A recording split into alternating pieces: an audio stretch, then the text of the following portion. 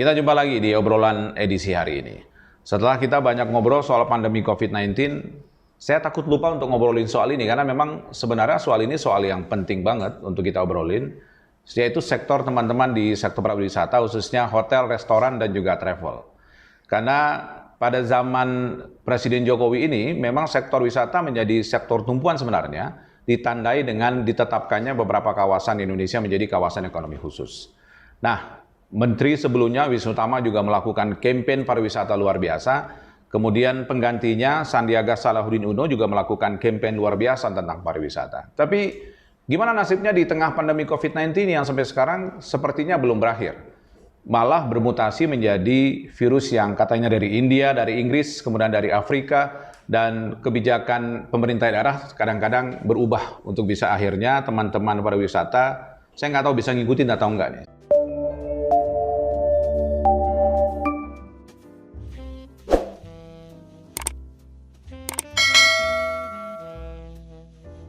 Saya bersama dengan pelaku pariwisata, saudara saya, kolega saya, Dr. Yuno Abitalah, dokter yang ngerjain sektor pariwisata. Thank you bro, sudah bersama kita di edisi hari ini. Sehat bang. Ini kita sore-sore ngobrolnya enak nih. Di belakang sepertinya sektor pariwisata menjanjikan ya. Ini juga bagus itu ya. Tapi gini, saya mau nanya langsung nih bagi pelakunya, karena memang gimana ya kalau lihat Instagramnya Mas Sandi itu luar biasa. Promosi terus. Promosi luar biasa. Datang dong ke tempat wisata, kemudian juga spending your money di tempat yang memang harusnya dikunjungi, yang udah lama nggak dikunjungi, even though itu Bali dan sebagainya. Kita kan di Bogor nih, kota hujan yang siapa nggak kenal Bogor, kota hujan, sejuta angkot, sejuta hotel mungkin ya, sejuta resto dan sebagainya. Hampir orang Jakarta tuh weekend kesini nih dong, kan gitu ya. Nah, sebenarnya bisa bertahan nggak sih? Saya agak ragu karena kemarin sempat kemudian ada kebijakan ini, itu, dan sebagainya. Saya malah nanya nih, sebenarnya teman-teman mampu bertahan atau sebenarnya ada kisah yang kita nggak tahu di teman-teman pariwisata, khususnya hotel, restoran, dan travel agent itu? Oke bang, jadi tadi itu seru tuh pertanyaan Bang Mau soal bisa bertahan apa enggak gitu. Faktanya, 1 tahun lebih ini kita bertahan. Kalau ngelihat kegilaannya tahun lalu, itu dahsyat. Resto tutup malah. Take away delivery doang. Hotel masih bisa buka. Meskipun beberapa pelaku usahanya memilih untuk tutup. Karena setelah dihitung dengan kalkulator mereka jatuhnya minus. Kan gitu. Emang ada beda kalkulator? Kita kan ada kalkulator buat bank, ada kalkulator buat kemanusiaan, kan ada gitu bang. Kayak gitu. Jadi ketika kita pakai kalkulator kemanusiaan ya kita pasti buka. Satu, kita menjaga brand kita tetap live. Dan kebertahanan kita untuk tetap buka ternyata dikompensasi dengan cantik oleh pemerintah, yaitu dengan dana hibah pariwisata. Karena ada salah satu syaratnya adalah tetap buka hingga Agustus 2020. Oh, kirain tetap buka sampai nggak kuat lagi. Baru dikasih dana hibah ya. Maksudnya itu. Tapi rupanya tetap buka hingga Agustus 2020. Jadi ketika survive sampai Agustus 2020 ada kompensasinya tuh kemarin dari pemerintah gitu. Meskipun ada syarat-syarat yang lain. Tapi kalau bicara tentang kita bisa bertahan apa enggak, saya sih selaku pelaku langsung kita ngelihatnya kita bertahan. Kita bertahan karena jujur aja ini kacamata pemerintah juga untuk memprioritaskan. Ini kan ada 2 problem sebenarnya, ekonomi, kesehatan. Ekonominya lebih spesifik ke pariwisata. Yang lain-lain ya kalau kita bicara bisnis bahan pokok, obat-obatan dan sebagainya ya nggak bisa dicegah. Orang tetap harus makan, obat tetap dibutuhkan. Lagi saat ini. Tapi kalau pariwisata, ini seru nih bang. Nah, gimana? Gue tahu nih lo pasti mau ngupasnya itu. Gitu. Iya pasti, karena kan ini bukan kebutuhan primer sebetulnya. Betul. Ini bukan kebutuhan primer, tapi faktanya bisnis ini running tinggi di Kota Bogor. Jadi kenapa gue optimis? Gue bilang kita bertahan. Karena di beberapa diskusi, gue selalu bilang bang, jadi segmen market kita, orang bilang Bogor kota wisata, betul. Orang nyari makanan dari Jakarta, betul. Meskipun nggak ada destinasi wisata yang banyak juga di kita, kecil cuma 6 kecamatan. Nah, tapi bang, entah kenapa, meeting kementerian dan lembaga itu banyak di kita. Hampir semua di sini. Kuehnya tuh kalau bicara seluruh isian kamar, itu hampir 60%. 60% itu di weekdays. meeting. Meeting Di weekdays? weekdays, Oke. kementerian dan lembaga. Selama di sana kerannya dibuka, artinya kita running. Apapun yang terjadi di daerah, apapun yang terjadi, itu sifatnya tuh hanya gimana nih kita tunda, apa gimana, apa kita tetap lanjut tapi dengan syarat. Nah kenyataannya pemerintah Kota Bogor sih sampai saat ini cukup luas. Jadi ketika bicara meeting karena mungkin hotel dan restoran itu juga sudah sertifikasi CHSE, artinya sudah memang diaudit secara protokol kesehatannya itu baik, itu kita masih tetap diperbolehkan bergerak meskipun kapasitas nggak bisa banyak. Oke. Meskipun kapasitas nggak bisa banyak. So, pertanyaan gue yang pertama adalah soal apakah bertahan apa enggak, itu bertahan. Bertahan. Oke. Pertanyaan selanjutnya, cuan atau enggak? Itu dia, Kan gitu. brother. Jadi kalau bicara cuan apa enggak, nah ini tergantung pinter-pinternya kita nih. Kita bisa saving cost, tapi ternyata kan kualitas turun kalau kita saving cost, Bang. Oke. Sementara yang sana ada standar. Yang tadi gue bilang, meeting kementerian dan lembaga. Nggak bisa terlalu kita push juga efisiensi kita. Sehingga akhirnya sampai detik ini si pengusaha itu posisinya gue udah kumpul online juga, kita menghindari kerumunan lah, jangan sampai pengusaha yang kumpul tahu-tahu digerebek sama Satgas kan juga nggak enak gitu. Iya, betul. Malah jadi image-nya Kirain kita jualan BTS gitu iya kan? gitu, atau gue mau melakukan apa kali gitu, Iya, gerakan iya, bawah iya. tanah kan Oh, gitu. iya, iya, iya. Enggak lah, kita udah Metal dong, anak metal. kita udah kumpul, gue udah cek nih ya. Posisi kita tuh sekarang pada dasarnya gini, Bang. Balik modal aja syukur.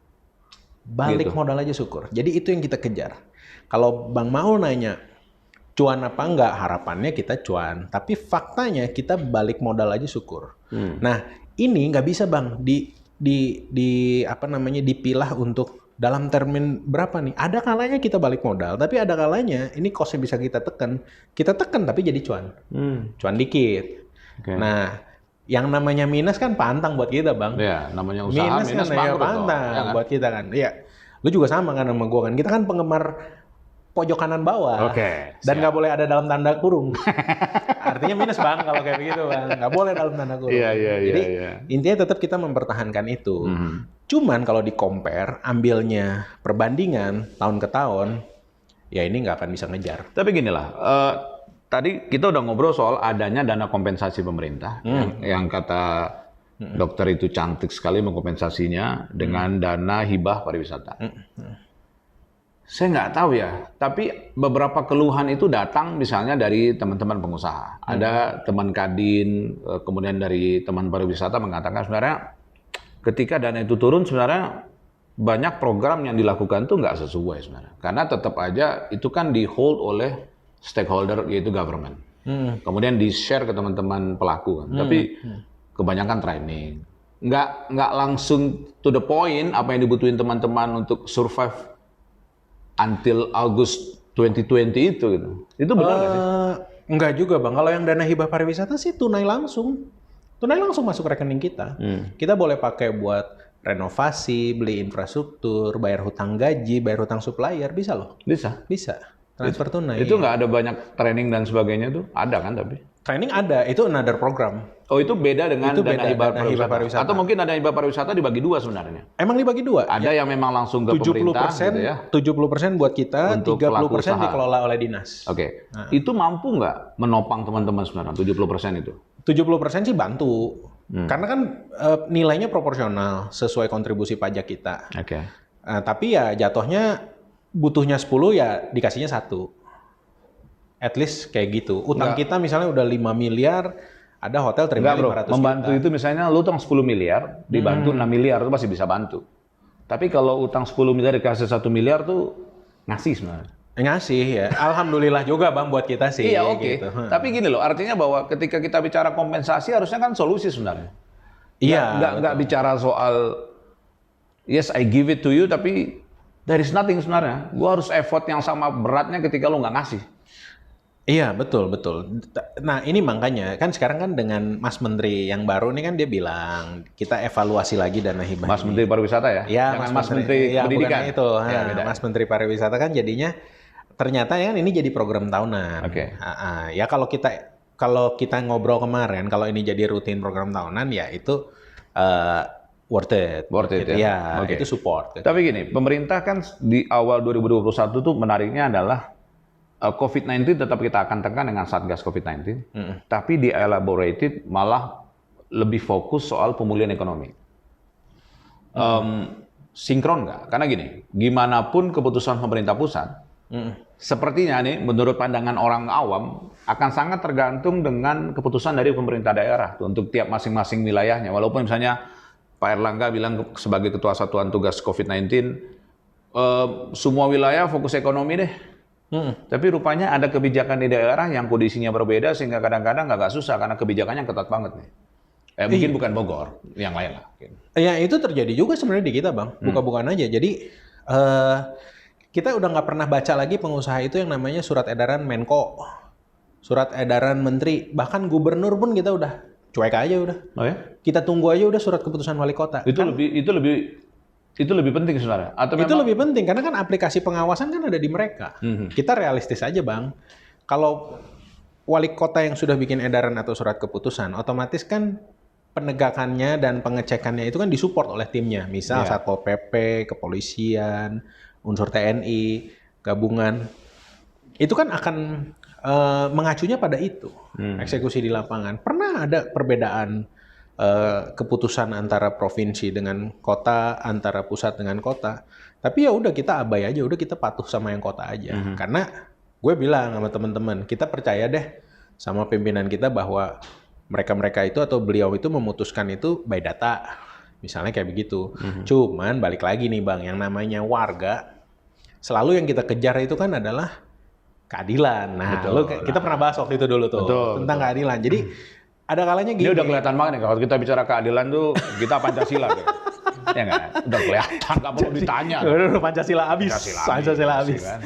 Jadi yang sering klise Bang, jadi anak-anak sering nanya, hotel, mall, restoran, kafe terbatasi ruang geraknya dengan alasan COVID, sementara kita itu adalah mesin PAD. Gue selalu bilang mesin PAD. Bang. Berapa sih? Katanya kontribusinya paling gede ya? 30%. Untuk Kota Bogor ya? 30%. Paling gede? Iya. Sebelum COVID ya. Sebelum COVID. Iya, betul.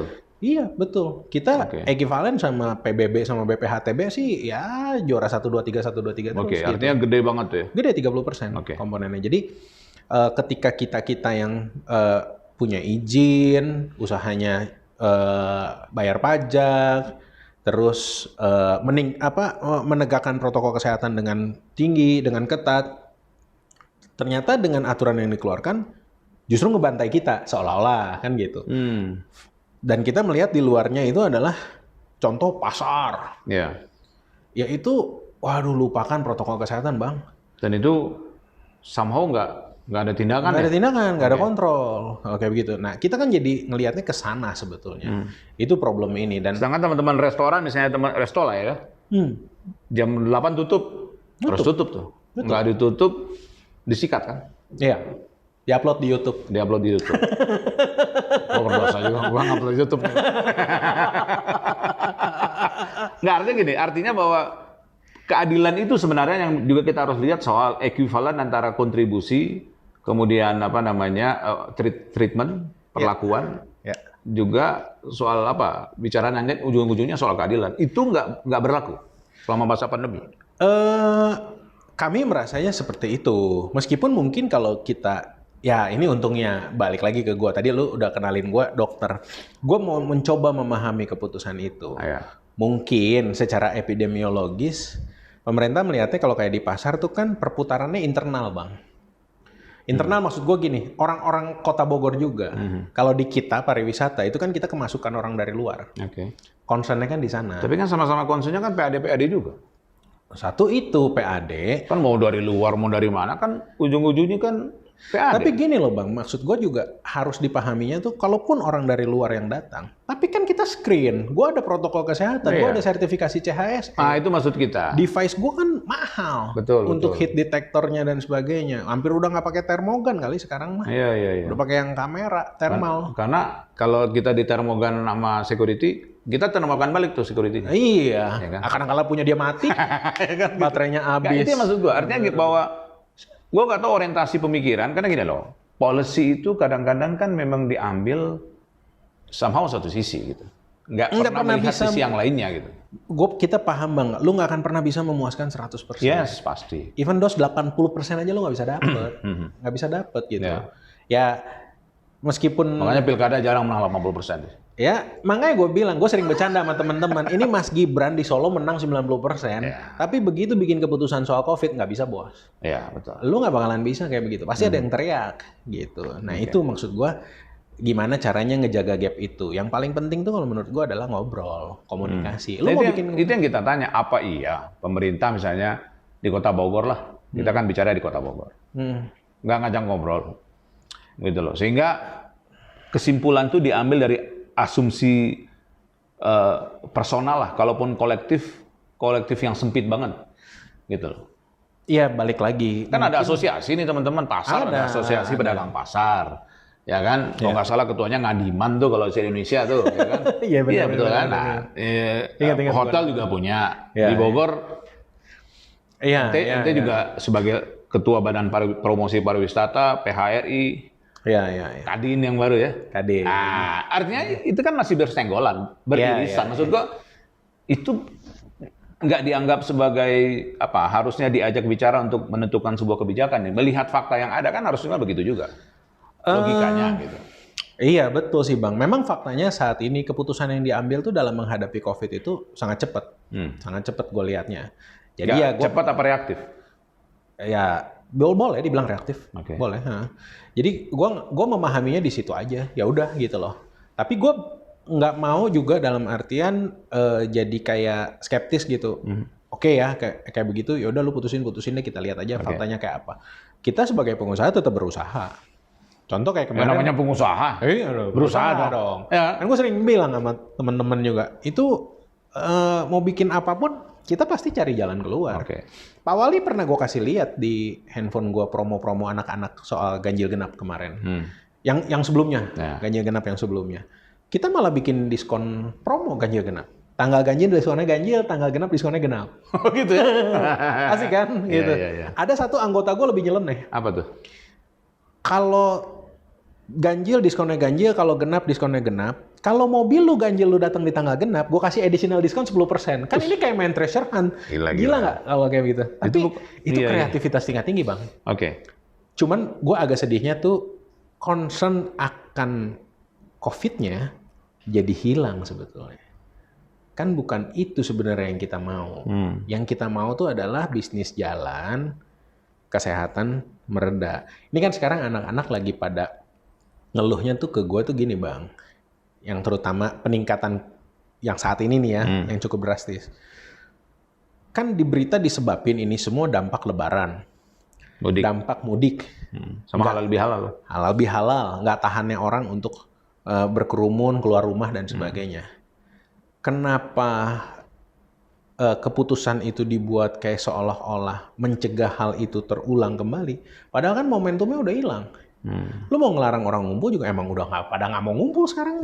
Emang udah waktunya kerja. Oke. Kan jadi gitu. Itu menurut teman-teman tuh orang udah nggak bakalan ngumpul karena memang sudah misalnya kerja, atau justru karena takut pemberitaannya bahwa kenaikannya tuh 112% sekian. Jadi memang kalau menurut gua ya itu dengan kacamata tadi yang lu bilang reaktif, jatuhnya seperti itu. Nah untungnya saat ini suara-suara masukan dari kita yang lalu itu cukup dipahami sehingga keputusan tuh nggak diambil dalam gue giniin sebulan ya, nah kan sekarang udah enggak, cuman sekali seminggu kemarin 19-20, yang depan enggak, belum lu jangan bilang enggak. Kayak gue tanya. Belum men, belum. Iya makanya. Ini kan semua deg-deg plus. Kirain tuh. Tahu-tahu hari ini kan Pak Menko launching tutup jam 8. PPKM jam 8 di Kafe, resto, mall tutup itu jam diturutin 8. Atau nunggu surat wali kota? Nunggu surat wali kota. Iya, kan gitu. Iya kan? Iya benar. Itu yang tadi kita bilang bahwa sebenarnya ketika kebijakan dibikin tuh sebenarnya sangat lokal banget yang dilihat teman-teman pengusaha ya. Nggak bisa makro sebenarnya. Nggak bisa Bang. Karena kan sebenarnya PPKM itu kan mikro. Bukan makro. Betul. Salah juga sebenarnya pemerintah pusat ya. Iya betul. Ketika gitu ya. Oke, tapi gini. So, bagaimana caranya bertahan di tengah kondisi ini? kebijakan nggak pasti. Kan tadi kita tanya, minggu depan ganjil genap nggak? Ya nggak tahu, nggak juga gitu loh. Gimana caranya? Yang pasti sih nomor satu sih gue sama teman-teman selalu. Selain doa ya? Iya itu nomor gue baru mau bilang. Cuman istilah gue adalah bukan doa, nerimo. Gitu. Jadi nomor satu kita nerimo dulu. Apa namanya? Pasrah tapi tetap berjuang, lu paham nggak bang? Ngerti nggak gitu maksudnya? Pasrah tapi tetap berjuang. Gua agak bingung tuh ketika kita bicara pasrah tetap berjuang. Itu dua hal berbeda tuh. Pasrah sama ikhlas aja beda tuh. Jadi gini bos, kita tuh menerima keputusan apapun yang dibikin dan kita akan ikuti aturannya. But balik lagi, bang, pengusaha tuh atau kita warga negara itu ngelihatnya itu adalah ketika di aturan tersebut yang dikeluarkan ada sesuatu yang tidak mereka larang dan tidak ditulis dan buat kita itu celah cuan, gue ambil, gue jalan di situ. Oke. Gitu aja udah sekarang mah. Semua sifatnya jangka pendek. Nggak pernah bisa gue sama temen-temen membuat strategi bisnis jangka panjang. Itu untuk pertama kalinya kita bicaranya rencana pembangunan jangka pendek. Iya.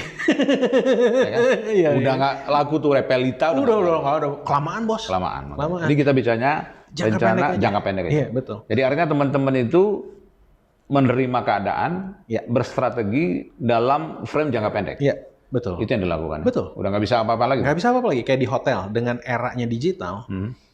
Dulu kan lu pasti kalau mau ke hotel ngeceknya room rate. Ya. Price list. Betul. Kan kayak gitu-gitu. Publish rate ya. Publish rate. Sekarang kan enggak. Rate turun naik. Istilah kita bilangnya dynamic pricing. Udah biasa kita main itu. Dan ini sekarang lebih dynamic lagi. Dengan kondisi ini? Dengan kondisi ini. Lebih dynamic lagi. Dynamic artinya terintervensi dengan hal lain. Kalau tenang harganya bisa oke.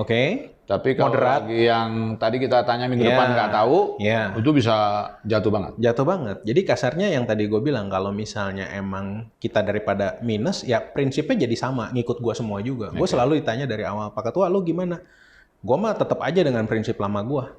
-1 better than -2, 0 better than -1. Oke. 1 alhamdulillah. Iya. Dapat 7 gue beli kambing. Indonesia kambing. banget loh. Gue realistis. Udah dibegal gitu ya. Untung Pak masih untung. Makanya nama untung tuh luar biasa. Pokoknya konvensional. Kadang-kadang tidak semua modern itu bisa mengikuti perubahan. Iya justru itu. Kadang-kadang hal konvensional juga bisa mengikuti perubahan. Iya, kan, gitu. Iya. Kita ngikut aja di situ. Ya udah kalau emang lagi sepi, selama gue nggak minus ya gue jual. Masih nggak ngejual, ya udah gue minus kecil. Sip. Sedikit. Benar-benar obrolan kita tuh didengerin. Maksud gue gini, ketika kita bikin kebijakan, apapun khususnya untuk wilayah yang sangat mengandalkan pariwisata, hotel, restoran, travel, sebagai pemasukan yang more than 30%, 30% lebih, harusnya memang prinsip berkeadilan itu dilakukan. Walaupun keadilan itu bukan 50-50, bukan. Tapi prinsip keadilan diberlakukan. Dan teman-teman bisa survive lah. Kalau tanya survive, yes. Tapi kalau cuan agak susah. Tapi yang penting ada celah sedikit, sikat gitu ya. Ada inovasi sedikit, sikat juga. Dana hibah pariwisata tahun ini ada lagi? Ada lagi. Oke, ada lagi. Ada lagi dengan mekanisme yang berbeda. Sekarang registrasinya online. Oke. Jadi per pelaku usaha daftar terus nanti dikurasi. Oke. Dan tetap harus bertanggung jawab. Karena menterinya sekarang Papa Online. Iya, betul. Mas Andi, terima kasih. Terima kasih untuk lagu Pak Menteri. Pak Menteri. Baik, kita thank you, Bro. Makasih banyak ya. Bang, terima kasih banyak teman-teman semuanya. Tapi itu suara hati teman-teman pelaku restoran. Walaupun beliau dokter ya, tapi pelaku hotel, restoran, travel, ya semua di sinilah. Dan Bogor itu adalah wilayah di Indonesia yang mengandalkan pariwisata. Salah satu yang mengandalkan pariwisata, meeting di hotel dan lain-lain yang harusnya bisa mendapatkan keadilan dalam kebijakan di tengah pandemi COVID. Saya Maulana Isnarto, sampai jumpa.